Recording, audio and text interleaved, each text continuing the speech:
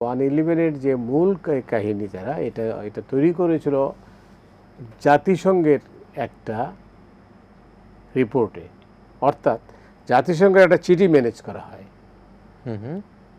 জাতিসংঘের চিঠিতে বলা হয়েছিল যে বাংলাদেশে যদি একতরফা নির্বাচন হয় তাহলে সেই নির্বাচন গ্রহণযোগ্য হবে না। তো জেনারেল মাসুদ যখন মাসুদ নয় জেনারেল মঈন এই চিঠিটা বঙ্গভবনে যখন প্রেসিডেন্টের সঙ্গে সাক্ষাৎ করতে যান, তখন কিন্তু প্রেসিডেন্টকে চিঠি দেখান নাই, কিন্তু এটা এইভাবে দেখাইছিলেন যে এই চিঠি আমরা পেয়েছি। যখন দেন দরবার হয়, ইয়াজউদ্দিন সাহেব তো ক্ষমতা ছাড়তে চান নাই, তারপরে নানা কাহিনী। তারপর তো 3 বাহিনী প্রধানও ওখানে গিয়েছিলেন, জেনারেল মাসুদ ট্যাঙ্ক বাহিনী নিয়ে গিয়েছিলেন। সেদিনের ঘটনা অনেকেরই জানা।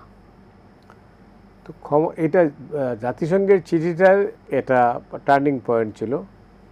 ডক্টর ইফতেখার আহমেদ চৌধুরী ছিলেন জাতিসংঘের মিশনের, বাংলাদেশের মিশনের প্রধান।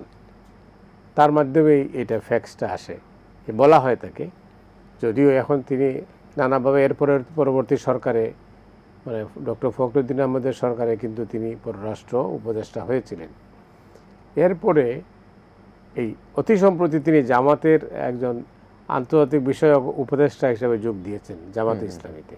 যাই হোক, তো তিনি এটার সঙ্গে যুক্ত ছিলেন যে কীভাবে চিঠিটা আসছে। যদিও বেশ কিছুদিন ওই চিঠিটা জাতিসংঘের ওয়েবসাইটে ছিল, এখন আর সেটা আপনি পাবেন না, সেটা সরিয়ে নেওয়া হয়েছে।